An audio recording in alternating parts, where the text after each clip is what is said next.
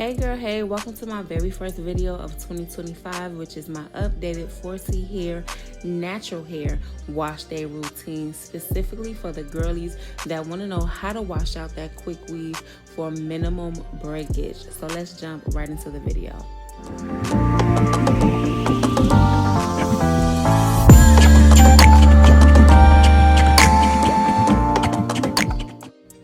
So girl, I'm starting out this video of showing you all the layers of protection that I use to protect my hair while my hair is under a quick weave. So yes, I have 5 layers of protection for a reason, and you will see it later on in the video. And as you can see, that very first step was gel or liquid cap. The second step was the first weave cap, and now we are on to the holding spray. These steps are very vital. Fourth step is the second weave cap. The fifth step, you will see me spraying holding spray once again. After that fifth step, you want to make sure everything is completely dry before you go in laying those tracks. Now this is about 3 weeks later, and you guys, you want to make sure your hair is completely soaked with water before you go tugging and yanking out those tracks. And when it is completely soaked with water, you will see how easy it is to pull off the weave cap. Do you see how everything is coming off all together all at once? And this is me being very gentle with my hair. I'm not yanking, I'm not pulling, I'm not tugging, and this is how it is when it comes off all together. And I am going to take down those braids, and then let's jump into the actual wash routine. Now, I love to go in with a neutralizing shampoo. This one is the ISO Plus neutralizing shampoo, and I like to use a neutralizing shampoo because it is going to clarify the hair. It's going to strip the hair of everything that has been hiding under braids, quick weave, or whatever protective style you have had in your head to cause that itching on the scalp.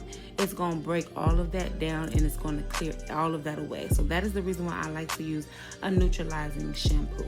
Now, neutralizing shampoo can be very harsh on the hair, so I do not use it often. I just use it after I take down a protective style because it's going to get my hair squeaky clean, and I like to detangle through my hair while the shampoo is in my head.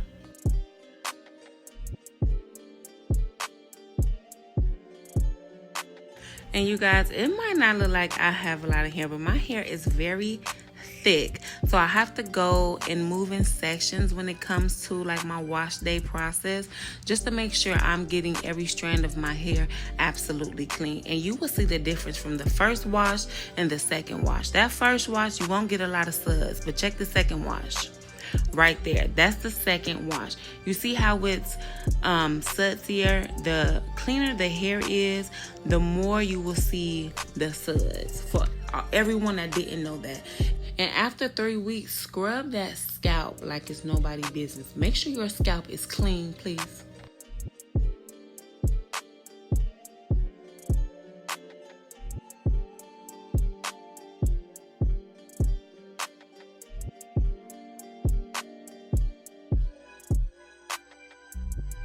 And don't forget to like, comment, and subscribe to the channel. Turn your notification bells on as well.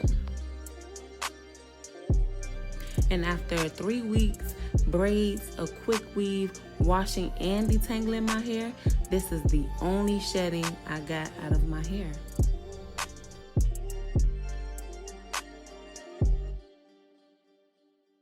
Now we are going to go in with my conditioner. This is Shea Moisture's Amla Oil Bond Repair Mask, and this is, I want to say this is one of their newer lines.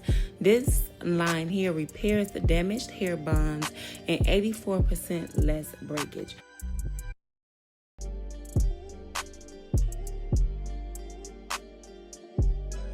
I honestly was amazed by how well these products performed in my hair.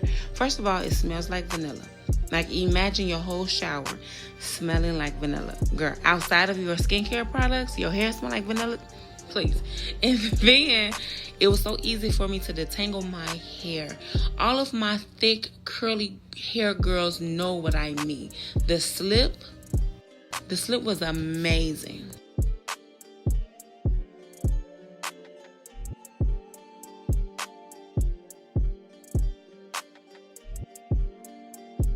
Now I'm going to go to the other side and detangle my hair, and I'll show you all the shedding I got from detangling with the conditioner.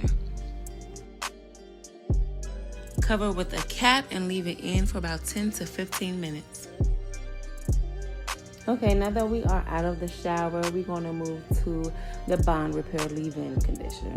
This fortifies hair bonds for 84% less breakage, and it repairs signs of damaged hair from heat, color, protective styles, and all of the things. And I did pair that with, I did the lock method, and I paired it with the bonding oil. The bonding oil basically seals everything in together. For me, the oil was kind of like the icing on the cake. It just made everything come together seamlessly. It wasn't heavy. It was very lightweight. It's a multi-benefit oil. It's blended with almond oil and shea butter. So it's going to coat the cuticles to smooth out frizz. And it says for up to 24 hours. Now, this is just me prepping my hair to get my hair ready for braids. Do you see that? Now, I do recommend getting a trim on your hair. I trim my hair twice every year. And an easy way for you to tell if the ends of your hair needs to be trimmed. Once you two-strand twist or braid your hair down, if your hair at the ends of it doesn't go perfectly into like a coil, that's how you know it needs to be trimmed. And so this is just my process of going through my entire head, detangling everything, making sure all of my strands are coated with the leave-in conditioner, the amla oil, and all of the things I like to use to not only detangle but protect my hair as well. So that's all I'm doing, girl. I'm just going through detangling and protecting.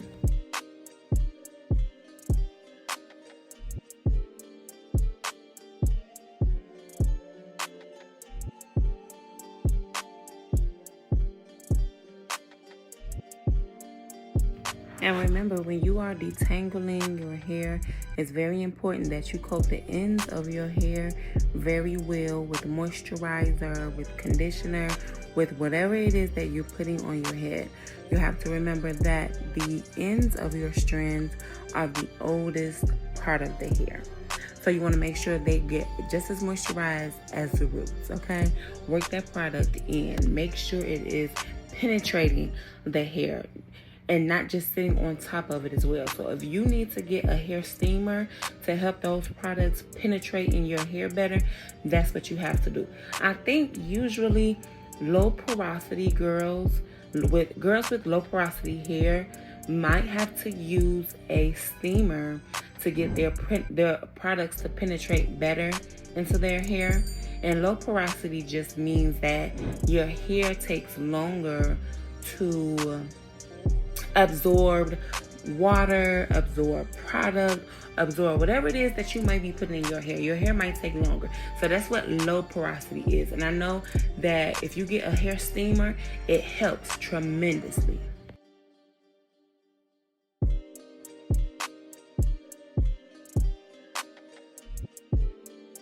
And so yeah, one more thing, keep in mind those steps that I showed you in the beginning before you all are doing your quick weave. Those steps are very important. The most important one though is step number 1, gel or the liquid cap. Your liquid cap is essentially protecting your scalp and your hair from everything. I know a lot of people says that holding spray make your scalp itch. Not if you're using gel or liquid cap. When you use gel or liquid cap, nothing is getting on your scalp. Nothing is getting on your hair. So as a recap, step number 1, liquid cap. Step number 2, first actual cap. Then holding spray, that's step number 3. Step number 4, another weaving cap. Step number 5, more holding spray. And then go ahead and dry everything in. And when you go to wash that quick weave out, honey, I promise you it is guaranteed to slip right out of your hair. Soak it with water and it's going to slip right out. But thank you all for coming to watch my video. Please like, comment, and subscribe, and share the video. Turn on your post notifications so you are updated and notified every time I post. And honey, I will see you all in the next video. Bye.